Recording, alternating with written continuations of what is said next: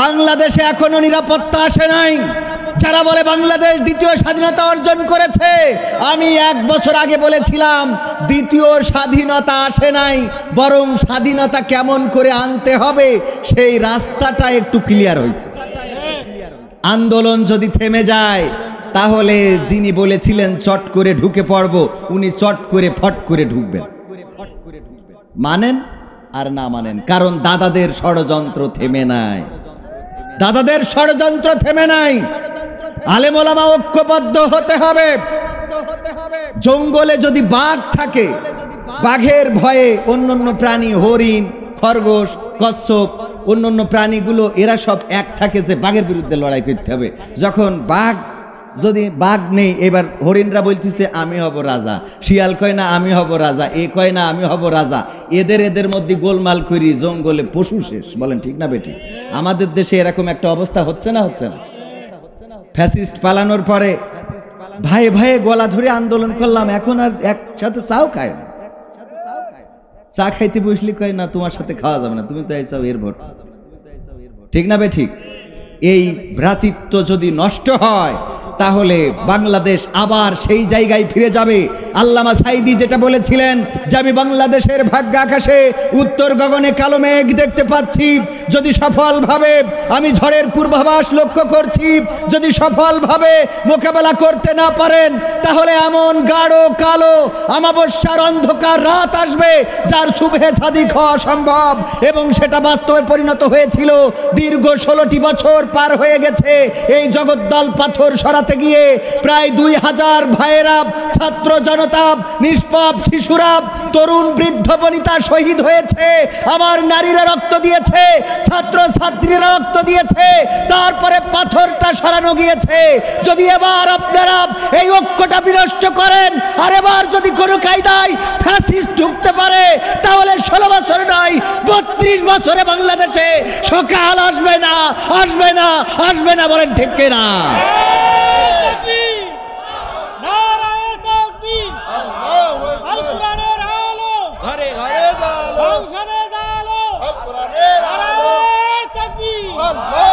চট্টগ্রামের বিশ্ববিদ্যালয়ে হামলা হয়েছে, ছাত্রদেরকে রক্তাক্ত করা হয়েছে, ছাদ থেকে ফেলে দেওয়া হয়েছে, 100, 150 নয় 200 ছাত্র আহত হয়েছে। মারছে কারা, মরছে কারা? আজকে যারা বাংলাদেশে বৈষম্য দূর করার জন্য আন্দোলন করেছিল, এই বাংলাদেশকে যারা বৈষম্য মুক্ত করতে চেয়েছিল, সেই বৈষম্য যেন এখন ভয়াল রূপ ধারণ করেছে। নূরকে মারার পরে আসিফ নজরুল বলে নিন্দা ও প্রতিবাদ জানাচ্ছি। উনার কাজ কি নিন্দা প্রতিবাদ জানানো? উনি আইন উপদেষ্টা, উনি এই বাংলাদেশ আইন করবেন। অন্যায়ভাবে কারো গায়ে হাত তোলা যাবে না, অন্যায়ভাবে কাউকে মারা যাবে না। আইনের কাছে থেকে, আইনের উপদেষ্টা থেকে যদি নিন্দা প্রতিবাদ জানান তাহলে বোঝা হয়ে যায় আপনাদের মেরুদণ্ড বলে কিছু নাই। মেরুদণ্ড যদি থাকতো তাহলে এটার জন্য অবশ্যই যারা জড়িত, কি কারণে জড়িত, দৃষ্টান্তমূলক শাস্তি আমরা দেখতে পেতাম। আজকে জাতীয় পার্টি বাংলাদেশে বড় বড় কথা বলে যে এই গৃহপালিত দলকে পুঁজি করে ফ্যাসিস্ট সরকার এই দেশ শাসন করেছিল। বলেন ঠিক কিনা? এই জাতীয় পার্টিকে কথা বলতে দিচ্ছে কারা? এই জাতীয় পার্টি কথা বলে কিভাবে? এই জাতীয় পার্টির পক্ষ যারা নিবেন মাথায় রাখবেন, জামাতের বিরোধিতা করতে যে যদি জাতীয় পার্টির পক্ষ নেন, আপনি যত জাতীয় পার্টির পক্ষ নেন নাই, আপনি সরাসরি ফ্যাসিস্ট দালালদের পক্ষ নিয়েছেন। কারণ এই ফ্যাসিস্ট দালালেরাই বাংলাদেশে ফ্যাসিস্ট সরকারকে কায়েম রেখেছিল। ঠিক না বে ঠিক? সুতরাং সোচ্চার হতে হবে। যদি সোচ্চার না হন তাহলে এই দেশের স্বাধীনতা অরক্ষিত হয়ে যাবে। দাদারা দেশের এই বাংলাদেশের অধিকার ছেড়ে দিতে চায় না। ঠিক না বে ঠিক? দাদাদের সব নেওয়া হয়ে গিয়েছিল।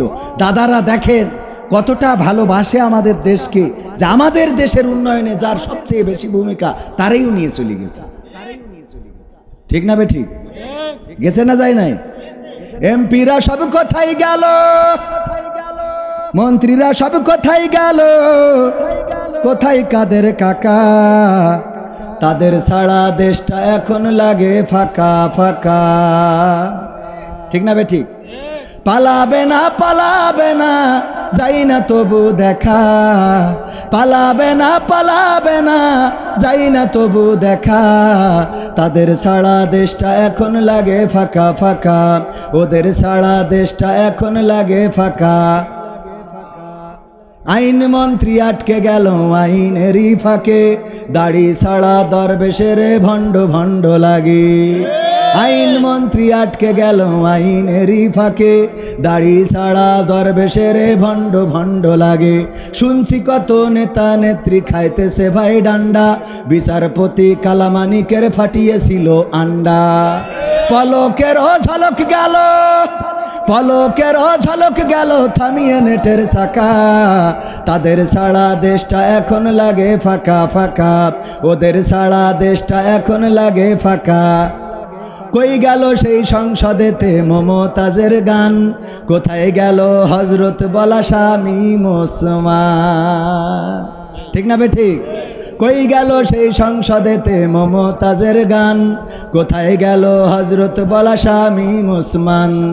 ইনু মেনন দীপু মনি আছে কারাগারে, বাপ করিলেও পাপ কখনো ছাড়ে কি আর তারে। কোথায় গেল স্পিকারের, কোথায় গেল স্পিকারের দৃষ্টি আঁকা বাঁকা, তাদের সারা দেশটা এখন লাগে ফাঁকা ফাঁকা, ওদের সারা দেশটা এখন লাগে ফাঁকা। লাগে না লাগে না? ওগো আমার ভাইরা, তাদের সারা দেশটা ফাঁকা ফাঁকা লাগে, কারণ তারা এই দেশ চালাতো। যা কিছু হতো মিডিয়ায় এসে এক এক সময় এক এক বাণী প্রসব করত, আর সেই বাণীগুলো আমাদের শুনতে হতো। ক্ষমতার কত অধ্যত্ত ছিল, তারা বলতো পালাবো না। আমার সাবেক প্রধানমন্ত্রী শেখ হাসিনা বলেছিল হাসিনা পালায় না, কিন্তু এক এক করে যারা বাঘা বাঘা নেতা সব পালিয়েছে না পালায় নাই? পালিয়ে গেল। আজকে যারা তাদের পথ ধরে ফ্যাসিস্ট হতে চান, মাথায় রাখবেন 16 বছর ক্ষমতার চেয়ারে থেকে যদি বাংলাদেশে জায়গা না হয়, তাইলে এই দেশে যদি ফ্যাসিস্ট হতে চান, বাংলাদেশের মানুষ আপনাদের, ওরা তো পার্শ্ববর্তী দেশ ভারতে গিয়েছে, আপনাদের পাকিস্তানেও জায়গা হবে। কথা কয় না? ওর পরের ডায়ও হবে না। ফ্যাসিস্ট হতে চাইবেন না, বরং ভ্রাতৃত্বকে কায়েম রাখেন। আল্লাহর নবী সাল্লাল্লাহু আলাইহি সাল্লাম ভ্রাতৃত্বের গুরুত্ব এমন দিয়েছেন। একদা এক সাহাবী বললেন, তুমি যে কোরআন তেলাওয়াত করলে, তোমার তেলাওয়াত শুদ্ধ হয় নাই, পরিশুদ্ধ হয় নাই, তোমার তেলাওয়াত বিশ্ব নবী যেভাবে পড়েন ওইভাবে পড়া হয় নাই।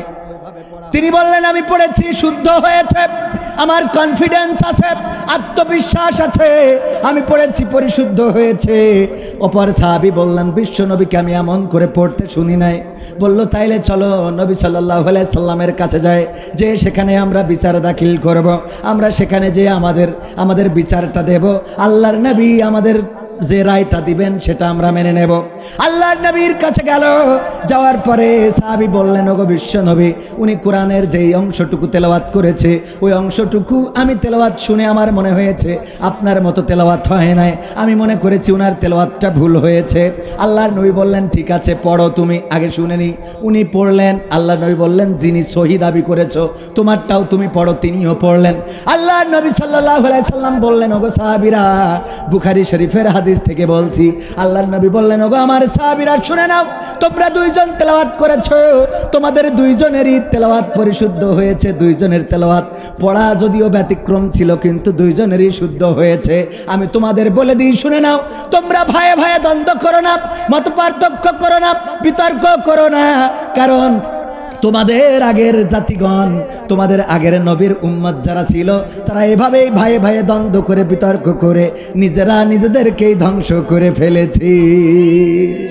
ওগো আমার ভাইয়েরা, যারা একসাথে রাজপথে থাকলাম, আন্দোলনে থাকলাম, লড়াই করলাম, সংগ্রাম করলাম, আজকে নির্বাচনের প্রয়োজনে যদি হয়, কারোর মার্কা হবে আনারস, কারোর মার্কা পেপো মার্কা, কারোর মার্কা লাউ, কারোর মার্কা কদু, যাই হোক না কেন, মার্কা হবে, মিছিল হবে, আন্দোলন হবে, রাজপথে স্লোগান হবে, কিন্তু এই দেশে কোনো দ্বন্দ্ব মারামারি হতে দেওয়া হবে? তাইলে তো বৈষম্য দূর হলো না। জামাত ইসলাম যদি বলে ধানের শীষ যারা করো তারা ভোটের মাঠে আসতে পারবা না। আর ধানের শীষ যারা করে তারা যদি বলে দাড়িপাল্লা মার্কা নিয়ে ভোটের মাঠে আসা যাবে না, তাইলে কি বৈষম্য দূর হইল নাকি? কথা কয় না, দূর হইল? বৈষম্য থেকে গেল না? সুতরাং ধানের শীষের প্রতীক যিনি নেবেন তার সাথে দাড়িপাল্লার প্রতীকের মুলাকাত হবে। হাত পাখা যিনি নেবেন তার সাথে অন্য প্রতীকের মুলাকাত হবে। একই সাথে একই লড়াইয়ে একই রাজপথে থাকার দরকার আছে না নাই? আমাদের ঐক্যবদ্ধতা এমন হতে হবে যে আমরা ভোট করব, আমরা মিছিল করব, আমাদের আন্দোলন হবে, সব হবে, কিন্তু বেলা শেষে এই বাংলাদেশের বিরুদ্ধে যারা ষড়যন্ত্র করবে, এই বাংলাদেশে যদি কেউ ফ্যাসিস্ট হয়ে ওঠে তাইলে তার বিরুদ্ধে আমরা আবার ঐক্যবদ্ধভাবে লড়াই করব। রাজি আছেন? রাজি আছেন? বাংলাদেশের তফসিল ঘোষণা হইলে প্রশংসা আলহামদুলিল্লাহ যে আমাদের এই অঞ্চলে কিন্তু চরমনাই ইসলামী শাসনতন্ত্র আন্দোলন, আমার দুলাভাইও ইসলামী শাসনতন্ত্র আন্দোলনের ছাত্র আন্দোলনের নেতা ছিলেন। তো ইসলামী শাসনতন্ত্র আন্দোলন এখানে খুব বেশি ছিল। এবং এটাও আমরা তো অবশ্যই সবসময় পজিটিভ, আল্লাহর পথে চলুক। যে চৌগাছায় যাইতে চায় সেই ইচ্ছা করলে শিমলের এই মাইসলের ব্রিজ পার হয়েও যাইতে পারে, আবার ইচ্ছা করলে এই পাশ দিয়ে যাইয়ে ওই জিগর গাছার লোহার ব্রিজও পার হইতে পারে। কথা কয় না? কদমতলা দিয়ে রাস্তা কোনোটা ভালো, কোনোটা খারাপ, কোনোটা একটু বেশি ঝাঁকুনি লাগবে আর কোনোটায় ঝাঁকুনি কম লাগবে। বোঝেননি? ইসলামী আন্দোলন তারাও চাই বাংলাদেশে দিন কায়েম করতে। তো দিন যেহেতু কায়েম করতে চায়, সুতরাং সেটাও আমরা খারাপ আন্দোলন মনে করি না, মনে করার সুযোগ নেই। আবার জামাত ইসলামও চাই দিন কায়েম করতে। হতে পারে আমাদের রাস্তাটা কারোটা একটু খারাপ, কারোটা একটু ভালো, কেউ একটু ঝাড়া বেশি খাবে, কেউ একটু কম খাবে, কিন্তু কাঙ্ক্ষিত গন্তব্যে আমরা পৌঁছাতে চাই। শুকরিয়ার কথা হলো, আনন্দের কথা হলো যে তফসিল ঘোষণার পরে প্রায় 8টা ইসলামী দল একসাথে হয়। তার মধ্যে জামাত ইসলাম এবং ইসলামী শাসনতন্ত্র আন্দোলন তথা চরমনাই একসাথে থাকছে ইনশা। এই ভ্রাতৃত্ব হোক, আমাদের ঐক্য হোক, ভ্রাতৃত্ব দূর হয়ে যাক, আমাদের কি অভ্রাতৃত্ব দূর হয়ে যাক। আমাদের মধ্যে যে একটা ফারাক আছে, পার্থক্য আছে, বা আমরা যে একটা ফিতনা করে বসি, এই ফিতনাটা যদি দূর হয়ে যায় আমাদের কোনো অসুবিধা আছে? বরং এটাই হওয়া উচিত। এটাই হওয়া কি ইসলামী আন্দোলন যারা করবে তাদের সাথে একসাথে জোট হওয়ার দরকার আছে না নাই? একসাথে জোট হয়ে একসাথে ভোট হয়ে লক্ষ্য যেহেতু কোরআন কায়েম করার, সুতরাং আমাদের কথা হলো সব দলেরই দেখা হলো, সব দলেরই দেখা হলো কেমন করে চালাই দেশ, আগামীতে চাই যে দেখতে দাড়ি টুপির বাংলাদেশ। এই কথার সাথে চরমনাইরা একমত আছে না নাই? হেফাজত, নিজামে ইসলাম, খেলাফতে মজলিস, সব দলেরই দেখা হলো, সব দলেরই দেখা হলো কেমন করে চালাই দেশ, আগামীতে চাই যে দেখতে দাড়ি টুপির বাংলাদেশ, আগামীতে চাই যে দেখতে আল কোরআনের বাংলাদেশ। এমন নেতা চাই যে দেশে দুঃখ সবার বোঝে, গরিব দুঃখীর বাড়ি বাড়ি দুঃখ কষ্ট খোঁজে রে, দুঃখ কষ্ট খোঁজে। এমন নেতা চাই যে দেশে দুঃখ সবার বোঝে, গরিব দুঃখীর বাড়ি বাড়ি দুঃখ কষ্ট খোঁজে রে, দুঃখ কষ্ট খোঁজে। সব অধিকার ফিরিয়ে দিয়ে, সব অধিকার ফিরিয়ে দিয়ে আনবে দেশে খুশির লেশ, আগামীতে চাই যে দেখতে দাড়ি টুপির বাংলাদেশ, আগামীতে চাই যে দেখতে দাড়ি পাল্লার বাংলাদেশ। ভ্রান্ত মতে বাতিল পথে শান্তি খোঁজে যারা, রবের ভাষায় চোখ থাকিতে অন্ধ বধির তারা রে, অন্ধ বধির তারা। ঠিক না বে ঠিক? বাতিল পথে শান্তি পাওয়া যাবে? আল্লাহর পথ ছাড়া শান্তি আসবে? কোরআনের দেখানো আইন ছাড়া কি শান্তি পাওয়া যাবে? আমরা মানব রচিত মতবাদে শান্তি খুঁজি। আমি মাঝে মাঝে বলি, এটা অপু ফোন, অপু এর সি টাইপের চার্জার, তারপরে এই ব্যাগের মধ্যে আছে একটা আইফোন। তো আইফোন 14 প্রো ম্যাক্স 15 পর্যন্ত ছিল, যে ওর চার্জারটা আলাদা। আইফোনের চার্জার দিয়ে এই ফোন চার্জ হয় না, এই ফোনের চার্জার দিয়ে ওই ফোন চার্জ হয় না। এখানে মাইকের কাজ, এই মাইক্রোফোন ওখানে লাগাই দিয়েছে বলেই মাইক্রোফোনের সাউন্ড যাচ্ছে, ঠিক কিনা? সব টানানো হয়েছে। মাইক্রোফোনের তারটা আমার ইদ্রিস চাচা ওর মধ্যে না ঢুকাইয়ে বলতেছে, বলেন হ্যালো হ্যালো হ্যালো হ্যালো, সারাদিন হ্যালো হ্যালো করি মাইকে আওয়াজ পাওয়া যাবে। শুধুমাত্র মাইক সেট সব আছে, মাইক্রোফোনের খালি তারটা ঢোকান নাই, এতে করে কি হবে? মাইকে আওয়াজ যাবে। সুতরাং এই জমিনে যারা মনে করেন আল্লাহর আইনের দরকার নাই, আল্লাহর আইন তো একটাও নাই, আমি বলি সব থেকেও যদি একটা না থাকে তাও শান্তি আসবে না। বোঝেননি? মানে মাইক আছে, সেট আছে, ইউনিট আছে, ইকো আছে, রিভার্ব আছে, ব্যাটারি আছে, চার্জার আছে, সব আছে, মাইক্রোফোনের তারটা ঢোকানো হয়নি, এতে যেমন শান্তি, মাইক বাজবে না, তেমনি আল্লাহর জমিনে আল্লাহর দিন কায়েম করার জন্য একটা আইন যদি বাকি থাকে তাও শান্তি আসবে। ভ্রান্ত মতে বাতিল পথে শান্তি খোঁজে যারা, রবের ভাষায় চোখ থাকিতে অন্ধ বধির তারা রে, অন্ধ বধির তারা। ভুলের পথে থাকলে অটল, ভুলের পথে থাকলে অটল, এহ পরকাল হবে শেষ। আগামীতে চাই যে দেখতে দাড়ি টুপির বাংলাদেশ, আগামীতে চাই যে দেখতে হাত পাখার বাংলাদেশ। দুর্নীতি আর সাদাবাজি ভাই চলবে না এই দেশে, রুখে দিতে হবে তাদের, আসলে ফ্যাসিস্ট বেশে রে, আসলে ফ্যাসিস্ট বেশে। রুখে দেওয়ার দরকার আছে না নাই? চাঁদাবাজির জন্য ইট পাথর দিয়ে মাথায় আক্রমণ করবে আর আমরা কাটি লজেন খাবো, এটা কি উচিত হবে?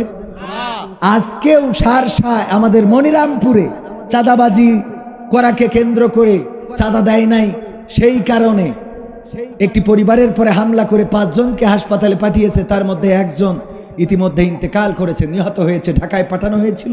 এই লোকটা ভ্যান চালক। কোথাকার ঘটনা? মনিরামপুরের। বেশি দূরে যাওয়ার দরকার নেই, ও ঢাকায় পাথর মারিল, অত দূর যাওয়ার দরকার নেই। কোন পুরে? বাড়ির কাছে, বাড়ির কাছে হত্যা করা হয়েছে। দল থেকে যারা এতে দায়ী তাদেরকে বহিষ্কার করা হয়েছে। এই বহিষ্কারই শুধু সমাধান, এই বহিষ্কারই শুধু সমাধান নয়, বরং দল থেকে উদ্যোগ নিতে হবে। এই জাতীয় কাজ যারা করছে তাদেরকে এই দলের লোক ধরে নিয়ে এসে আইনের কাছে সঁপে দিয়ে প্রমাণ করে দিতে হবে এই দল চাঁদাবাজির সাথে সম্পৃক্ত নয়। এটা যদি করতে ব্যর্থ হন তাহলে বুঝে নেব যে ওই গুড়া কেটে আগায় পানি ঢেলে, কথা কয় না?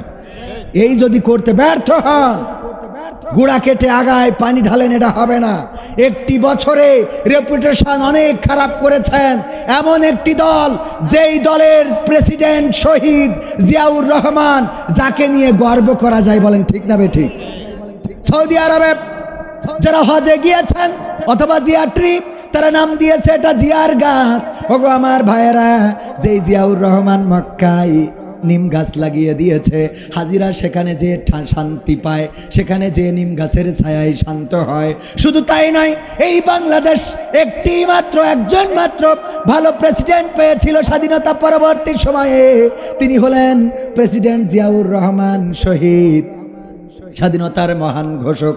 এই প্রেসিডেন্ট জিয়াউর রহমানের প্রতিষ্ঠিত দলটা যারা বিতর্কিত করতে চায়, তাদেরকে যদি আইনের আওতায় না আনতে পারেন, তাইলে আপনারা শহীদ প্রেসিডেন্ট জিয়াউরের সাথেও গাদ্দারি করেন, ঠিক না ঠিক? কারণ শহীদ প্রেসিডেন্ট জিয়াউর রহমান কোনো দুর্নীতি পছন্দ করেন নাই, দেশ উন্নয়ন করতে চেয়েছিলেন এমন ভাবে। তিনি বলেছিলেন, যখন মালয়েশিয়া বলেছিল, মালয়েশিয়ার রাষ্ট্রপ্রধান মাহাতির মোহাম্মদ সাবেক, তিনি বলেছিলেন, ওগো জিয়াউর রহমান, আপনার দেশ থেকে আমরা লোক নিতে চাই, এদেরকে নাগরিকত্বে কাজ করতে পাঠাবো না, আমি বাংলাদেশকে এমন করে গড়ে তুলব যে আমার দেশের মানুষ অন্য দেশে কামলা খাটতে যাওয়া লাগবে। অথচ সেই দল কেমন করে সেই দলের লোক চাঁদাবাজি করে? আসলে দল চাঁদাবাজি করে না, দলের লোক করে, তাদেরকে বহিষ্কারও করে। বহিষ্কার সমাধান নয়, বরং তাদেরকে আইনের আওতায় নিয়ে আসতে হবে, আইনের আওতায় সঁপে দিতে হবে, তবে এই রেপুটেশন ভালো হবে। নতুবা এই রেপুটেশন খারাপ হইলে বাংলাদেশের মানুষ যেমন করে অন্য অন্য দলকে ঘৃণা করে তেমন করে ঘৃণা করতে পারে না, পারে না, পারে না, পারে না। ওগো আমার ভাইয়েরা, আর যারা দল করেন, যে দলের নেতা হন না কেন, আপনি জামাতের নেতা হয়েছেন বলেই মনে করে নিবেন না জান্নাতের আপনি সার্টিফিকেট নিয়ে আইছেন। কথা কয় না। আপনি চরমানার হাত পাখার মালিক বলে মনে করেন না যে আপনার বলা হবে মার্কা কি হাত পাখা, যাও ফুলসিরাত পার হয়ে গেল, হবে? আল্লাহ বললেন, ইয়া আইয়ুহাল্লাযীনা আমানু কু আনফুসাকুম ওয়া আহলিকুম নার। ওগো ঈমানদারেরা শোনো, তোমাদেরকে আমি বলে দিই, একটু কান খুলে শুনে নাও। তোমরা নিজেরা আগুন থেকে বাঁচো এবং তোমাদের আহাল বর্গকে আগুন থেকে বাঁচাও। কথাটা কার? কথাটা কার? আগুন থেকে নিজেদেরকে রক্ষা করতে হবে, আহালদেরকেও রক্ষা করতে হবে। আপনি ইসলামী আন্দোলন করেন, জামাত ইসলাম করেন, আপনি চেয়ারম্যান পদপ্রার্থী, আপনি এমপি পদপ্রার্থী, আপনি চিন্তা করলেন আমার জান্নাত ঠেকাই কিনা। জান্নাত কখনো আপনার প্রার্থিতা দিয়ে হবে না, জান্নাত কখনো আপনার রোকনিয়াত দিয়ে হবে না, জান্নাত শুধু দাড়ি টুপি দিয়ে হবে না, জান্নাত শুধুমাত্র নামাজ দিয়ে হবে না। পা থেকে মাথা পর্যন্ত, পায়ের নখ থেকে চুল পর্যন্ত আল্লাহর দিন, আল্লাহর বিধান, আল্লাহর কোরআনের আইন বাস্তবায়ন থাকতে হবে, রাসূলের সুন্নাহর বাস্তবায়ন থাকতে হবে, তবেই পরকালে মুক্তি পাওয়া যাবে। বলেন ঠিক কিনা? এই জন্যে যদি আপনি জামাত করেন, ওমর রাদিয়াল্লাহু তাআলা আনহুর শাসন ব্যবস্থা দেখেন, কেমন শাসক তিনি ছিলেন। একজন এসেছেন ওমরের কাছে একটা ফতোয়া নিতে, বললেন ওমর কোথায়? বলল ওমর রাদিয়াল্লাহু তাআলা আনহু গিয়েছে পানি আনার জন্য। কোন রাস্তায় গিয়েছে? ওই যে ওই রাস্তাটাই গিয়েছে। লোকটি সেই রাস্তাটায় হাঁটা শুরু করলেন। যাইতে যাইতে যাইতে যাইতে দেখলেন ওমর রাদিয়াল্লাহু তাআলা আনহু ফিরে আসতেছেন। ওই লোকটি সালাম দিয়ে বললেন, আসসালামু আলাইকুম ইয়া আমিরুল মুমিনিন, আপনার কাছে এসেছি একটা ফতোয়া জানার জন্যে। মসজিদে নববীতে এসে শুনলাম আপনি পানি আনতে গিয়েছেন, এই জন্য একটু হেঁটে এগিয়ে আসলাম। ওমর রাদিয়াল্লাহু তাআলা আনহু বললেন, ওখানে যে বলবা নাকি এখানে বলবা? বলল, যদি অনুমতি দেন এখানেই বলতে পারি। ওমর রাদিয়াল্লাহু তাআলা আনহু বললেন, বলো। ওমর রাদিয়াল্লাহু তাআলা আনহুর কাঁধে ছিল কলস, মাটির কলস কাঁধের উপরে। ওই লোকটি বললেন, ওগো ওমর, কাঁধের উপরে কলস রয়েছে, এত বড় বোঝা আপনার কাঁধে, সেই বোঝাটা নিয়ে আমার সাথে দাঁড়িয়ে দাঁড়িয়ে কথা বলবেন? ওগো আমিরুল মুমিনিন, এটা তো অন্যায় হয়ে যাবে। আপনি যদি একটু বসতেন আর আমিও বসে আপনার সাথে কথাটা বলতাম। ওমর রাদিয়াল্লাহু তাআলা আনহু বললেন, ঠিক আছে, ঠিক আছে, তাহলে বসে পড়ি। ওখানে বসলেন, পানির কলসটা মাটিতে রাখলেন না, রাখলেন পায়ের দুই হাঁটুর উপরে। দুই কোথায় রাখলেন? হাঁটুর উপরে। লোকটি বলতেছে, আগেই তো ভালো ছিল, কাঁধের পরে ছিল, তাও তো একটা জুতি ছিল। জুতি তো আমাদের আঞ্চলিক ভাষায় কি, তাও একটা জুতির মধ্যে ছিল।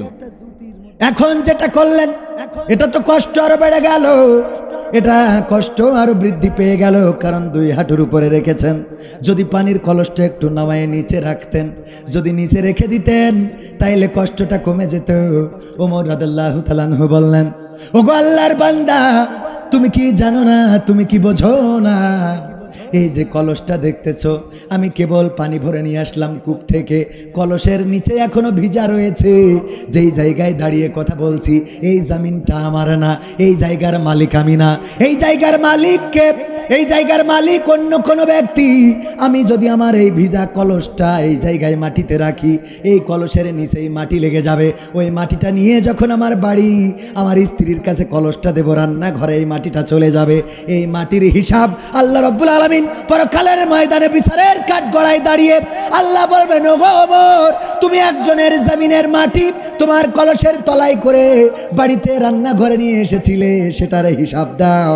বলো আল্লাহর বান্দা, আমি কেমন করে আল্লাহর দরবারে বিচারের কাঠগড়ায় হাসরের ময়দানে আমি এই মাটির কৈফিয়ত দেব? আল্লাহু আকবার বলবেন। আমি এই মাটির কৈফিয়ত কেমন করে দেব? এই কথা বলার পরে লোকটা চলে যাচ্ছে। ওমর রাদিয়াল্লাহু তাআলা আনহু ডাক দিয়ে বললেন, ওগো আল্লাহর বান্দা, তুমি যে ফতোয়া নিতে এসেছিলে, কই ফতোয়ার কথা তো বললে না, কেন চলে যাও? এখনো তো শোনাই হলো না। লোকটি বলল, ওগো ওমর, আমার যে ফতোয়ার জন্য এসেছিলাম তার উত্তর পেয়ে গিয়েছি, এই জন্য আমি আর দাঁড়াচ্ছি না, চলে যাচ্ছি। বলল, ফতোয়াটা আসলে কি ছিল?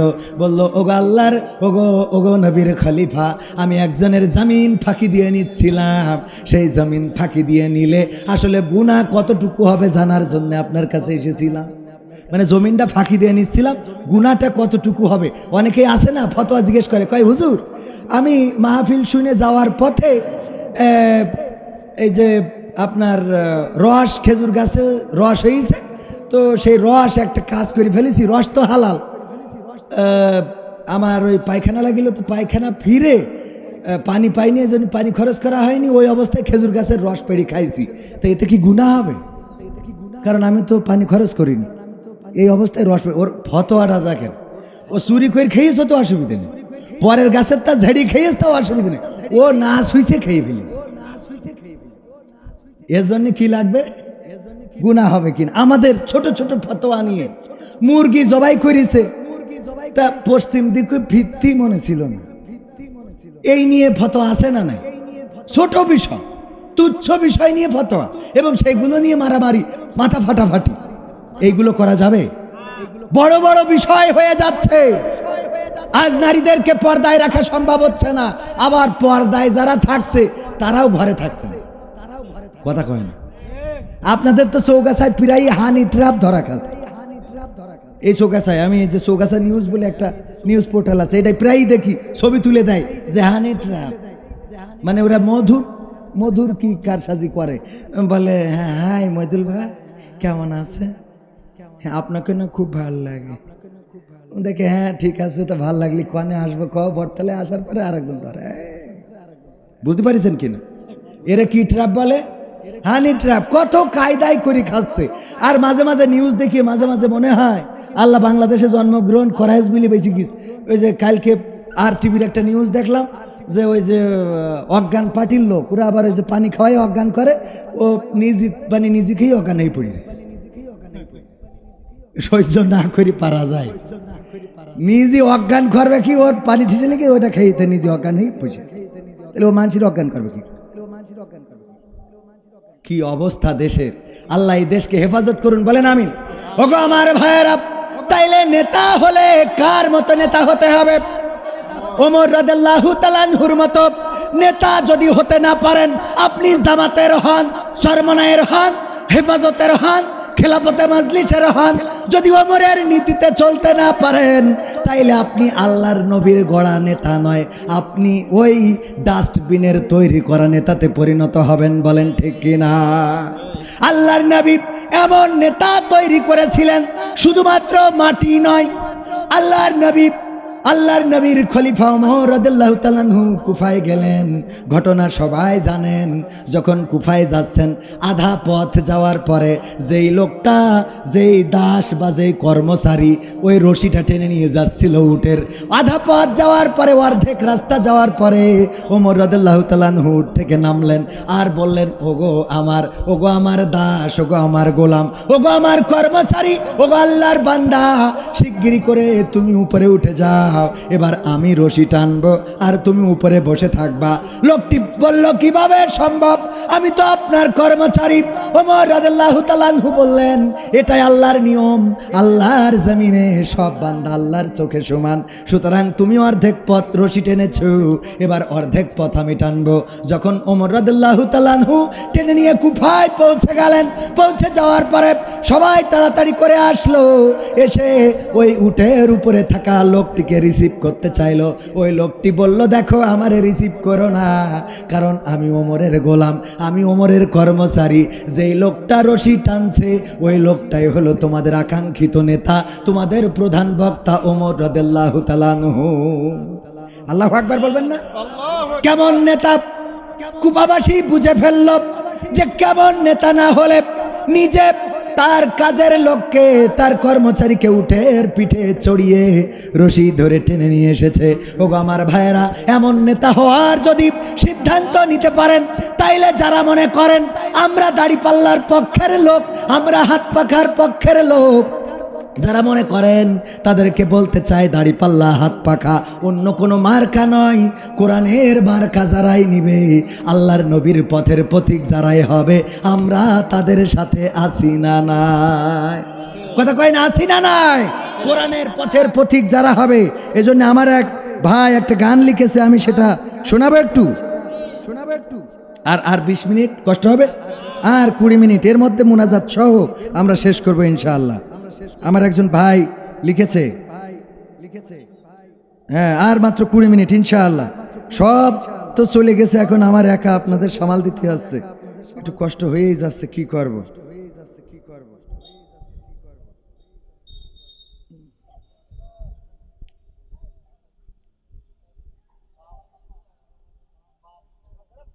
হ্যাঁ,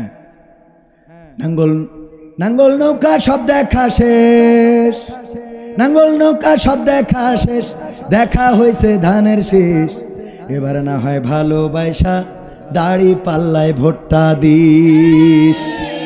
ঠিক না বে ঠিক?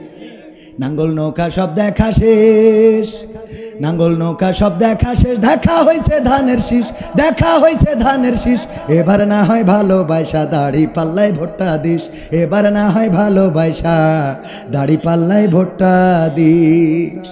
স্বাধীনতার অর্ধশতক পার হয়েছে আজ, হয়নি স্বাধীন দেশের মানুষ, হয়নি কাজের কাজ। ঠিক না বে ঠিক? স্বাধীনতার অর্ধশতক পার হয়েছে আজ, হয়নি স্বাধীন দেশের মানুষ, হয়নি কাজের কাজ।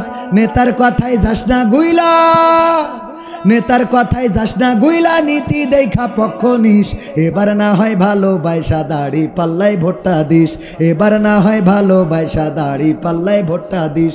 নাঙ্গল নৌকা সব দেখা শেষ, নাঙ্গল নৌকা সব দেখা শেষ, দেখা হয়েছে ধানের শীষ, দেখা হয়েছে ধানের শীষ, এবার না হয় ভালোবাসা দাড়ি পাল্লায় ভোটটা দিস, এবার না হয় ভালোবাসা দাড়ি পাল্লায় ভোটটা দিস। ভোটের নামে যাদের দিছি রাজ সিংহাসন তুইলা, সেই বাজাইছে সেতানার ঢোল, মোদের গেছে ভুইলা। ঠিক না বে ঠিক? কিছু হইলেই বলে 71-এর রাজাকার। ঠিক না বে ঠিক? স্বাধীনতা বিরোধী ছিল, কিছু হইলেই। এখনো সেই পুরাতন ক্যাসেট বাজানোর লোক আছে না নাই? আছে না নাই? ভোটের নামে যাদের দিছি রাজ সিংহাসন তুইলা, সেই বাজাইছে চেতনার ঢোল, মোদের গেছে ভুইলা। ভোটের নামে যাদের দিছি রাজ সিংহাসন তুইলা, সেই বাজাইছে চেতনার ঢোল, মোদের গেছে ভুইলা। আমরাও এবার ভুলবো তাদের, আমরাও এবার ভুলবো তাদের বিশ্বাসে যে ঢালছে বিষ, এবার না হয় ভালোবাসা দাড়ি পাল্লায় ভোটটা দিস, এবার না হয় ভালোবাসা দাড়ি পাল্লায় ভোটটা দিস। নাঙ্গল নৌকা সব দেখা শেষ, নাঙ্গল নৌকা সব দেখা শেষ, দেখা হয়েছে ধানের শীষ, দেখা হয়েছে ধানের শীষ, এবার না হয় ভালোবাসা দাড়ি পাল্লায় ভোটটা দিস, এবার না হয় ভালোবাসা হাত পাখায় ভোটটা দিস, এবার না হয় ভালোবাসা ইসলামী দলের ভোটটা দিস। রাজি আছেন? রাজি কারা কারা একটু হাত দেখতে চায়? লিল্লাহি তাকবীর, নারায়ে তাকবীর। আল কোরআনের আলো, আল হাদিসের আলো। আমার নেতা তোমার নেতা, আমার নেতা তোমার নেতা, নারায়ে তাকবীর। ওগো আমার ভাইরা, যারা মনে করেন ইসলাম যদি কায়েম হয়ে যায়, তাইলে এই দেশে বেড়ানো যাবে না, ঘোরা যাবে না, চুরি করা যাবে না, ডাকাতি করা যাবে না। অনেকেই আছে বিড়ি খায়, ওরাও বলে যে হুজুর ভোটটা যে দেব, আপনারা গেলি তো বিড়ির তেষ্টা মারবেন। আছে না নাই? বিড়িখোররাও ভোট দিতে যেয়ে চিন্তা করে যে কোনোভাবে যদি আমরা জামাতকে বা ইসলামী দলকে ক্ষমতায় এনে দিই, তাইলে তারা বিড়ি খাইতে দেবে না। আবার দুই একজন জিজ্ঞেস করে হুজুর ইসলামী বিড়ি বইলে কি কিছু চালু হবে না? ইসলামী বিড়ি বইলে কিছু চালু হবে কি? সহ্য না করে পারবেন কি করে? মানে এ দেশের মানুষ, কালকেও দেখলাম ক্রীড়া বক্তৃতা দেশে দাড়িওয়ালা, যে ইসলামী ব্যাংক, ইসলামী ভাই তো ইসলামী ব্যাংকে চাকরি করে জানেন আমার বিয়াই, ইসলামী ব্যাংক যেভাবে বাংলাদেশে সুদকে সরিয়া দিয়ে জায়েজ করেছে, জামাত যদি ক্ষমতায় যায় পুরা পতিতালয় ওইভাবে সরিয়া দিয়ে চালু করবে। দেখেছেন না নিউজ? বলেন নাউজুবিল্লাহ। কত বড় জাহেল! না হইলে ইসলামী ব্যাংক নাকি সরিয়া দিয়ে, ইসলামী ব্যাংকে সুদ জায়েজ করা হয়েছে সরিয়া দিয়ে। আচ্ছা, সরিয়া দিয়ে কি সুদ খাওয়া জায়েজ করা যাবে? মানুষ এটাই বোঝে না যে সুদ কি আর শরিয়া ভিত্তিক অর্থ ব্যবস্থা কি, বিয়ে কি আর জেনা কি, এটা এখনো বুঝতে পারি না। মিলন কি আর ধর্ষণ কি, এটা এখনো, এই মিলন আর ধর্ষণ এক হয়? কথা কয় না। স্ত্রীর সাথে রাত কাটালি এটা কি? আর যদি ভাবির সাথে আছে না নাই? আজকে চৌগাছার ঘটনা, বাইরের কথা বলে লাভ কি? অনৈতিক প্রস্তাব দেশে রাজি হয়নি, তা আঙুল কেটে না, দাঁত দেখে আমরা এই চোখে পড়িস কিনা আপনাদের? চৌগাছার ঘটনা না পড়লে দেখে নিয়েন। হ্যাঁ, কোন জায়গায়? হ্যাঁ, আমাদের কাছে সব খবর থাকে পাবেন। হ্যাঁ, খবর না থাকলে 1 রাতে 50,000 টাকা এমনি দেয়। হ্যাঁ, আবার বলি ফেললাম। হ্যাঁ, আপনারা তো দেবেন না শালা। কি গতবার আইছিলাম আমার কাছ থেকে আরো নিয়ে রেখে দিয়েছিল, মনে আছে? এই জায়গায় তো গতবার এসে আজকের গেলে আমার কাছ থেকে আবার উল্টো নিল। তো এই জন্য দুলা ভাইয়ের সম্মানে আমার আসতে হয়, যেহেতু বোনটা দিয়ে রাখিছি, না আসলে যদি আবার বলা তো যায় না। ইসলামী কায়দায় তোর ভাই ওয়াজ করতে আসিনি কেন, এর জন্য মারলি গুনাহ নেই। এটা কি মায়ের ইসলামী কায়দায়, মানে ওই যে ইসলামী বিড়ি। হুজুর, যদি জামাত ইসলাম বা ইসলামী দল ক্ষমতায় যায়, তাইলে ইসলামী বিড়ি বলে কিছু চালু হবে কিনা যে আমরা খেয়ে থাকতে পারবো? আমি বলি ভাই, যদি ইসলামী দল কায়েম, ইসলামী রাষ্ট্র কায়েম হয়ে যায়, তাইলে আপনার বিড়ি খাওয়া লাগবে না। আল্লাহ আপনার বিড়ি খাওয়াচ্ছে, কারণটা কি? আপনি বলেন বিড়ি খাই টেনশন দূর করার জন্য, আছে না নাই? যদি বলেন ভাই বিড়িটা ছেড়ে দেন, কয় বিড়ি তো ছাড়তে চাই কিন্তু টেনশন তো যায় না, এই জন্যে বিড়ি খাই টেনশন দূর করার জন্যে। আমি বলি যদি ইসলামী দল বাংলাদেশে ক্ষমতায় আসে, ইসলাম যদি কায়েম হয়ে যায়, তাইলে আপনার টেনশন থাকবে না, সুতরাং বিড়ি খাওয়াও আর লাগবে না। কথা কি বোঝা গেছে? টেনশন কেন হবে? জাকাত ভিত্তিক অর্থ ব্যবস্থা, যারা জাকাত দেবে, মহিদুল ভাই তার যে টাকা আছে, যশোরে জমি কিনেছে, ফ্ল্যাট করেছে, 3 তলা 4 তলা 5 তলা, ওই ফ্ল্যাট বাড়ি করেছে, লোন নিয়েছে, আবার ফ্ল্যাট বাড়ি আবার উপরের তলা করেছে, করে খালি দিনার পরে রেখেছে। আর মালাইকা ফেরেশতাদের বলছে আমি দিনার পরে আসি, জাকাত কনতে দেব। ফেরেশতার বুঝাই কের পরে আসি? দিনার পরে থাকলে তো জাকাত দিতে হয় না। ইসলামী রাষ্ট্র যদি কায়েম হয়ে যায়, তাইলে মহিদুল ভাই বেতন যা পাবে ওখান থেকে ঘেসাং করে কেটে নিয়ে বিড়ি খোরকে দেবে যে এই নিয়ে ইলিশ মাছ কিনে বাড়ি যা, সুতরাং বিড়ি খাওয়ালা আগবে না রে। কথা কি বোঝা গেছে? মা বোনেরা চিন্তা করে আমরা টিকটক করব কি করে? কথা কয় না কে? বুরখা পরেও তো টিকটক আছে না নাই? বুরখা পরেও টিকটক কত কায়দাই করে। আহারে, একটুখানি বাতাস দিয়ে আগে উড়াই দেয়, বুকটা অল্প 2 সেকেন্ড। হুজুরেও দেখে, দেয় না? দেয় না? তারপরে যে কত সুন্দর নীতির কথা, নৈতিকতার কথা, তারপরে কাপল ভুলাগ ইত্যাদি ইত্যাদি করে। এইগুলো করে কারণটা আপনারা জানেন কি না জানি না, এর কারণ আমরা জানি। দেখেন, ওয়াজের শ্রোতা আলহামদুলিল্লাহ অনেক শ্রোতা এসেছেন, কিন্তু এই ছোট্ট একটা মাহফিলি কয়টা ক্যামেরা দেখতে পাচ্ছেন? দেখা যাচ্ছে? কথা কয় না? এই ছোট্ট মাহফিলটায় কয়টা ক্যামেরা? তারপরে আমার ক্যামেরাম্যানরা জিজ্ঞাসা করছিল, ভাই আজকের মাহফিলটা কয়টায় হবে, কিভাবে হবে, আপনি কতক্ষণ ওয়াজ করবেন, কি করবেন? আমি বললাম আমি কিছুই জানি না, খালি শুধু জানি দুলাভাই কইছে জাতি হবে তাই যাবে। আমি আসার পরে জানি না, আমি এখানে উঠে আমাদের গিয়াস ভাইকে জিজ্ঞাসা করলাম, ভাই ওয়াজ করতে হবে না গান করতে হবে নাকি আলোচনা করতে হবে না নাচতে হবে? কি করতে হবে একটু আপনি বলি দেন। গিয়াস ভাইয়ের কাছ থেকে জিজ্ঞেস করে নিয়ে তারপরে, তার মানে বোঝেন এখানে আসার আগ পর্যন্ত আমি জানি না যে কি করতে হবে। তো ভাইয়েরা আমার, এই ক্যামেরাগুলো কেন এসেছে, ক্যামেরাগুলো কেন লাগিয়েছে, কেন দূর দূরান্ত থেকে আমার এলাকা থেকেও এসেছে, আমার সোহাগ ভাই অনেক কষ্ট করে এত দূর পর্যন্ত এসেছে। কারণটা হলো এই ক্যামেরার ভিডিও করে, এই ভিডিওগুলো ইউটিউবে দেয়, ফেসবুকে দেয়, আর এটা থেকে কিছু আর্নিং পাওয়া যায়, কিছু ডলার ইনকাম করা যায়। আমেরিকানরা যদি 1 টাকা দেয়, বাংলাদেশে 120 টাকার মতো হয়। কোনোভাবে যদি 10টা টাকা আসে তাইলে 1000, 20, 200 টাকা। কোনোভাবে যদি 1000 টাকা আসে তাইলে 1,20,000 টাকা রে। বলেন ওরা আসবে না, আসবে না? এই জন্য আমার টিকটকার যারা আছে, রিলস যারা করে, আমার মা বোনেরা অনেকের স্বামী ক্যামেরা ধরে আর বোর দিয়ে ভিডিও করে। বউ এসে বলে হাই কেমন আছেন, আপনাদের একটু দেখানোর জন্য নিয়ে আসলাম। তারপরে তাকে নাকে ধিনতা ঝাঁকানাকা করে ওই ভিডিওটা ছেড়ে দেয়।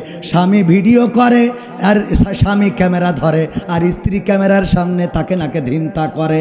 এইটার কারণ হলো ওই ডলার কামাই করা, ইনকাম করা, যাতে করে একটু সুখী শান্তিতে থাকা যায়। ইসলামী রাষ্ট্র যদি কায়েম হয়ে যায় তাইলে অর্থের সমতা আনবে। সুতরাং মা বোনেরাও ভাতা পাবে, গরিব দুঃখী ভাতা পাবে। এই ভাতাগুলো যদি পায় তাইলে ওদেরকে আর টিকটক করার দরকার হবে। অনেকেই মনে করে টিকটক করে কে জন্য, আসলে তো করে। স্বামী দেখে যে কাজ না করিয়ে আমার ভাই সকালবেলা ঘুমিতে উঠি চোখ ডলতি ডলতি ইসলামী ব্যাংকে যেতে হয়, আর সূর্য ডুবে যায়, দেখা হয় না, ঠিক কিনা? তারপরে বেরোতে হয়। কোনোভাবে যদি ব্যানিন নিয়ে ওরকম একটা ভিডিও ছেড়িয়ে মাসে মাসে ব্যান তো আরো দুটো নিয়ে আসবে। কথা কয়, এই জায়গায় যে সমস্যা, মায়ের খেয়ে যাচ্ছে। এই মায়েরগুলো যখন দেবে তখন এই যে আমরা ওয়াজ করতে যাই, খানিক আগে বললাম টাকা নিই না অনেক। তো রাষ্ট্র আমাদের এখানে তো টাকার জন্য আসি নাই, এখানে তো আসি নাই। চৌগাছাতে কয়দিন আগে আরও তো যারা ছিল ওরা জানেন, আমাদের ঝিনেদায় যাইতে হলো। দিনব্যাপী প্রোগ্রাম, সকাল থেকে শুরু করে সন্ধ্যা পর্যন্ত একটা না, নিজের তেল খরচ করি কোনে গেছি ঝিনেদায়। ওর মধ্যে সকাল থেকে সন্ধ্যা পর্যন্ত বক্তা অন্যরা আর আমরা হলাম শ্রোতা। এক সহ্য করা যায়? বক্তা যা সব বলে উঠে দৌড় মেরিস, কারণ ওগের কারোর ওয়াজ শুনতে ভাল লাগে না। কথা বোঝেননি মনে হয়? আমরা যারা বক্তা, আমাদেরকে ওয়াজ করলে মনে হয় ও তো আমি পারি, আর কি শুনবো, তাই না? আর যা ওয়াজ করি তা তো আমরা ভালো করে মানিও নে। তো সুতরাং শুনেও বা লাভ কি, বলি তাই মানি নে, তা শুনিয়ে কটুক মানবো। সুতরাং একটু কম করেই শোনা হয়। তো যাই হোক, এ ব্যাপারেও আরও দলিল আছে যে কম শুনতে হবে। অমানা আরদ আমি যে ওই যে কোরআনের ওই আয়াত রয়েছে রিপোর্ট বইতে 3টা। যাই হোক, বলতে যেয়ে মনে হয় ভুলে গেছি। তো সব মিলায়ে ভাইয়ের আমার, এই যে ডলারের ইনকাম এই করতে যে মা বোনদেরকে বেপর্দা করতেছে। পতিতালয়ে নারী আছে না নাই? এই পতিতালয়ে নারীরা থাকবে না, কারণ এই জাতীয় নারীদের অবহেলা থাকবে না। ইসলামী রাষ্ট্র কায়েম হইলে নারীদেরকে গুইনে, আমার মনে হয় এই ওয়াজ করলি মা বোনেরা ভোট না দিতে পারে, তাও করে দিয়ে যায়। এমন হইতে পারে যে পুরুষের সংখ্যা যদি বাংলাদেশে সত্যি মানে বেশি কম হয়, আর নারীর সংখ্যা যদি বেশি হয়, তাহলে ভাগ বাটোয়া করি 2-1 স্বামীর অন্তত 2-3টে করে বিয়ের ব্যবস্থা করা। মা বোনেরা কেমন তালি দাড়ি পাল্লাই ভোট, ঠিক না বে? ঠিক। ইসলামী রাষ্ট্র হইলে দ্বিতীয় বিয়ে নিয়ে কেউ নিগৃহীত হবে? কথা কয় না? হবে। প্রয়োজন আছে না নাই? সমাজে অন্যায় বাড়ছে, অনৈতিকতা বাড়ছে, বিধবা নারী অল্প বয়সে স্বামী হারিয়েছে, সমাজ বিবাহ মেনে নেয় না। এই নারী পরকিয়া করে, অথবা অন্য স্বামীর সাথে সম্পর্ক করে, অন্য পুরুষের সাথে সম্পর্ক করে। এই সম্পর্কে জড়িয়ে নিজের চরিত্র, ঈমান, আখলাক সব ধ্বংস করে ফেলে। বলেন ঠিক কিনা? এইগুলো হবে না। ইসলামী রাষ্ট্র যদি কায়েম হয় তাহলে তাদের প্রতি ইনসাফ করা হবে, পতিতালয়ে নারী পাওয়া যাবে। আল্লাহর নবী এমন একটা সমাজ গঠন করলেন, এই কথা বলেই শেষ করে দেব ভাইয়েরা আমার। এমন একটা সমাজ গঠন করলেন, সেই সমাজে একজন সাহাবী বগলের নিচে এইভাবে একটা পুটলি নিয়ে ঘুরে বেড়াচ্ছেন। আল্লাহর নবীর সাহাবী বগলের নিচে পুটলি নিয়ে ঘুরে বেড়ায়। ঘুরতে ঘুরতে ঘুরতে ঘুরতে একজন মানুষের সাথে দেখা, তার বগলের নিচে আর একটা পুটলা। বুঝতে পারেন নাই উনি আসলে কি, বুঝতে পারেন নাই উনার অবস্থাটা কি। তাড়াতাড়ি করে ডাক দিয়ে বলল, ভাই আমার, আমি বড্ড বিপদে আছি, আমাকে একটু হেল্প করেন। কি? আমার এই যে জাকাতের টাকা, এই জাকাতের টাকাগুলো দেব, মানুষ খুঁজে পায় না। আপনার গায়ে ধুলা মলিন কাপড়, আপনার গায়ে ময়লা জামা কাপড়, এটা দেখে আমি বুঝতে পেরেছি আপনি বড় কষ্টে আছেন, সংসারে বড় কষ্ট আছে। সুতরাং আমার এই জাকাতের অর্থগুলো নিয়ে আমাকে একটু মুক্ত করে দেন, আমি জাকাত দেওয়ার মতো মানুষ খুঁজে পাচ্ছি না। ওই লোকটি নিজের বগল থেকে পুটলা বের করে কয়, তোর থেকে বড় রোগের রুগী তো আমি, তোর হতে কয় টাকা? কয় 20 টাকা। কয় আমার এতে তো 40 টাকা। বোঝেননি? ওগো আল্লাহর নবীর সাহাবী, আপনার পুটলাই যা আছে আমার পুটলাই তার থেকে বেশি আছে, আমিও খুঁজে পাই না।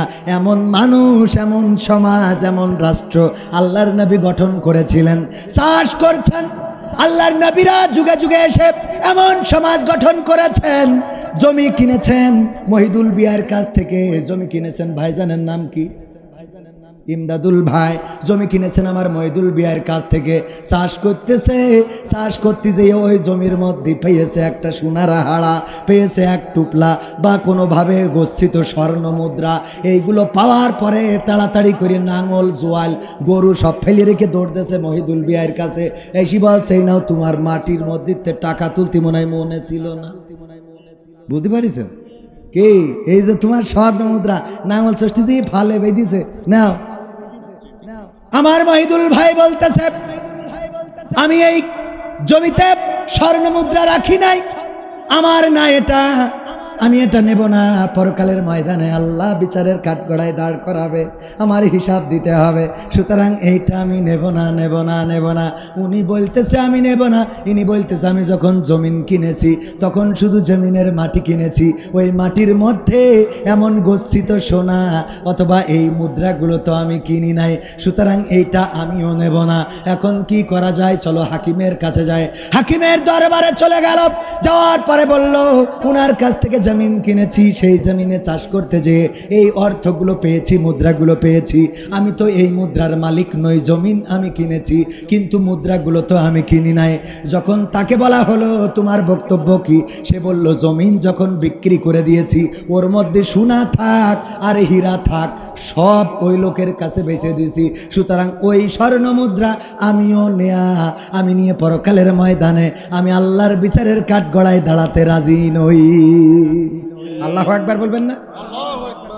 হাকিম রায় দিলেন, ওগো আল্লাহর বান্দারা, তোমাদের আল্লাহর ভয় দেখে আবেগ আপ্লুত হয়ে পড়লাম। এখন তোমাদের বলি, শোনো, তোমার কি কোনো মেয়ে আছে অথবা ছেলে কি আছে? তোমার কি কোনো মেয়ে বা ছেলে কি আছে? হ্যাঁ, আমাদের মেয়ে বা ছেলে আছে। বলল, যদি তাই থেকে থাকে তোমার ছেলের সাথে তোমার মেয়ের বিয়ে দাও আর তাদের সংসারে এই মুদ্রাগুলো দান করে দাও। কত সুন্দর বিচার! ইসলামে সব বিচার আছে না নাই? ইসলামে সব বিচার আছে। অনেকেই বলে কুরআন আর রাজনীতি আলাদা। কুরআন ধর্মীয় গ্রন্থ, শুধু ধর্মীয় গ্রন্থ না, কুরআন সব বিচার, সব আইনের, সব সমস্যার সমাধান দিতে পারে না, পারে না? সব সমস্যার সমাধান। শুধুমাত্র চোর যদি চুরি করে শাস্তি কি? এই একটা আইন যদি কায়েম হয়ে যেত, আমি চুরি করেছি, আমার হাতের কবজি থাকতো না, এসে যদি ওয়াজ করতাম, ওগো আমার ভাইয়েরা, আমি আপনার গ্রামের শালা, বলতেন এই পরিচয় দিস না, শালা চোর। ঠিক না বে ঠিক?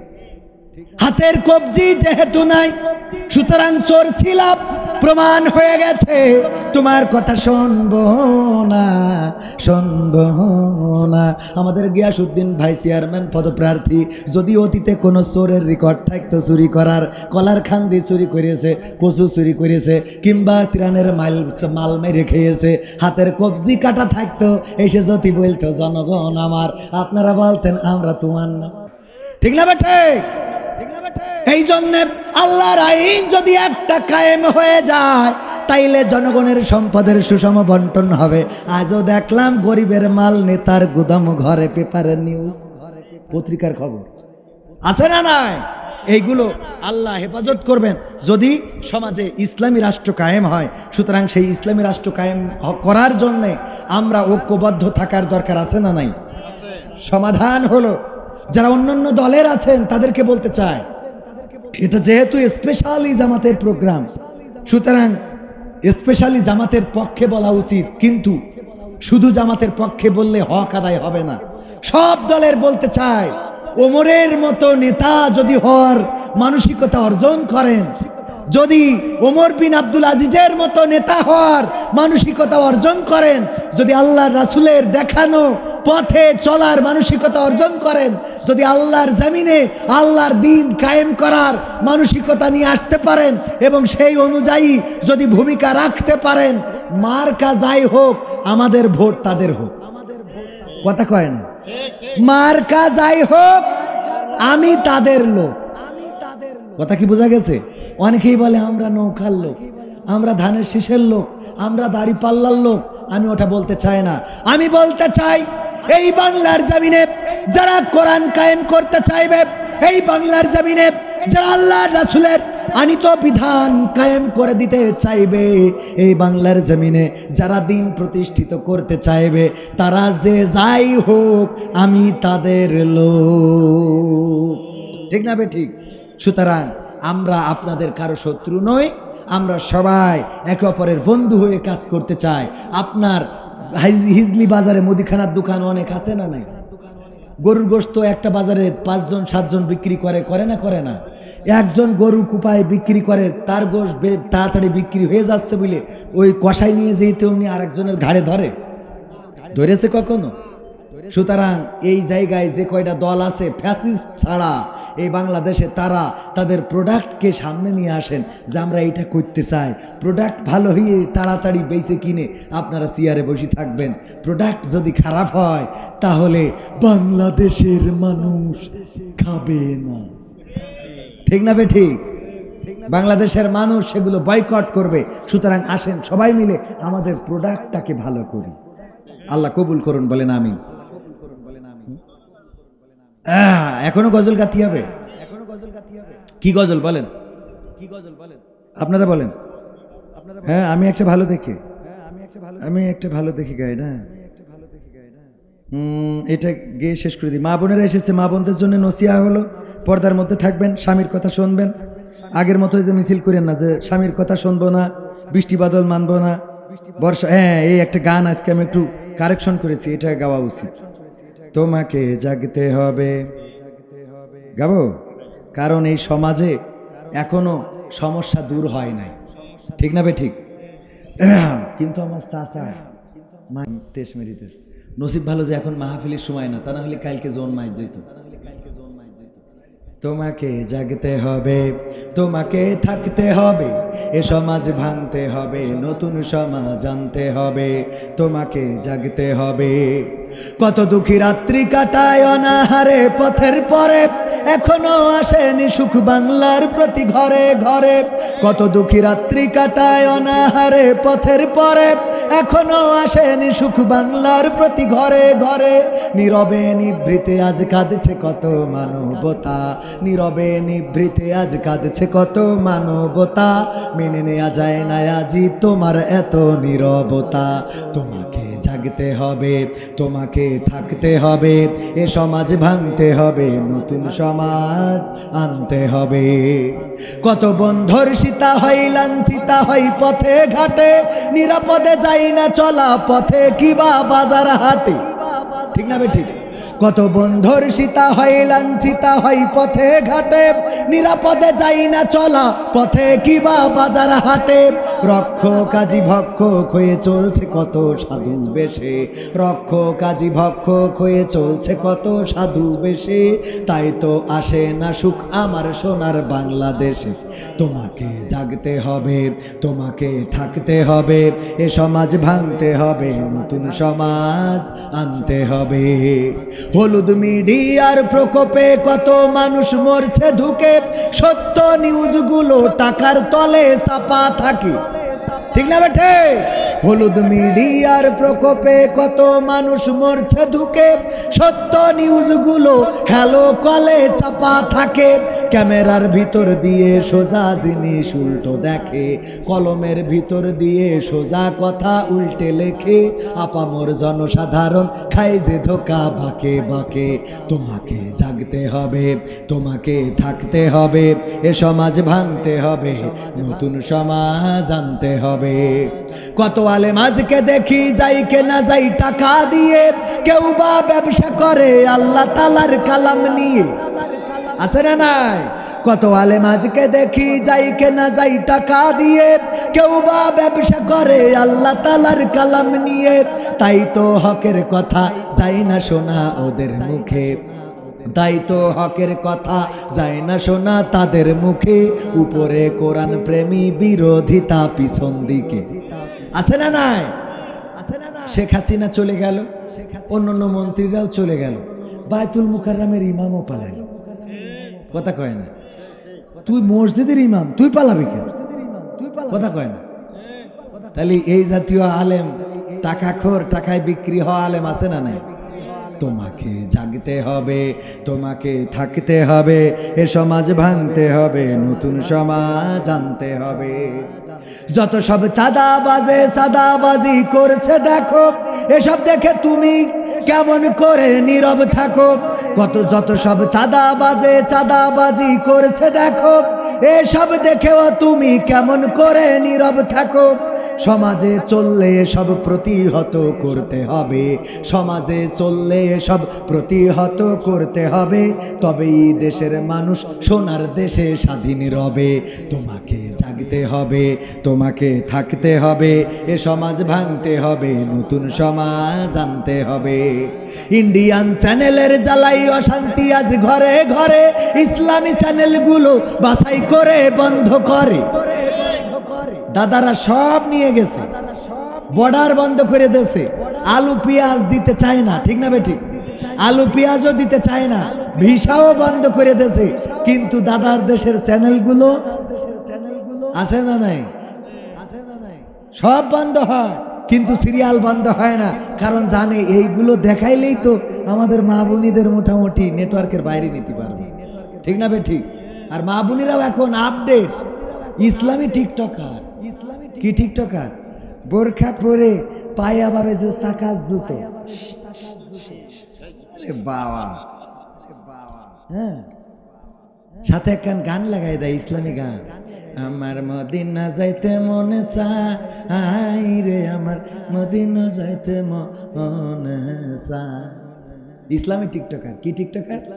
ও কত নসিহা এসে, নারীরা তোমাদের ভালো থাকতে হলে এই উপদেশগুলো মেনে চলো। তোর এত উপদেশ দিতে কইছে কিটা? আমরা দাওয়াত পাই না, তুই এসে ওখানে ওয়াজ করতিস? হ্যাঁ, এইগুলো করা যাবে? যত সব ভণ্ড পীরে ইন্ডিয়ান চ্যানেলের জ্বালাই অশান্তি আজ ঘরে ঘরে, ইসলামী চ্যানেলগুলো বাছাই করে বন্ধ করে। সিরিয়াল দেখে দেখে হচ্ছে কত বিপথগামী, সিরিয়াল দেখে দেখে হচ্ছে কত বিপথগামী। পরকীয়া প্রেমের টানে কত নারী ছাড়ছে স্বামী, এই জায়গায় তো নাই। তোমাকে জাগতে হবে, তোমাকে থাকতে হবে, এ সমাজ ভাঙতে হবে, নতুন সমাজ আনতে হবে। যত সব ভণ্ড পীরে দিচ্ছে ধোকা অবিরত, আল্লাহ রাসূল ভুলে তাদের কাছে হচ্ছে নত। যত সব ভণ্ড পীরে দিচ্ছে ধোকা অবিরত, আল্লাহ রাসূল ভুলে তাদের কাছে হচ্ছে নত। কেউ বা মাজার খুলে শামিয়ানা তুলে ব্যবসা করে, কেউ বা মাজার খুলে শামিয়ানা তুলে ব্যবসা করে। গরিব দুঃখী পায় না খাবার, টাকার বস্তা বাবার ঘরে। বাবার ঘরে আছে না নাই? এমন বাবার দরবারে যাওয়ার লোক এই অঞ্চলে নাই, আছে? আল্লাহ তাদের হেদায়েত নসিব করুন, বলেন আমিন। আলহামদুলিল্লাহি রাব্বিল আলামিন। রব্বানা যালামনা আনফুসানা ওয়া ইল্লাম তাগফির লানা ওয়া তারহামনা লানাকুনান্না মিনাল খাসিরিন। রব্বানা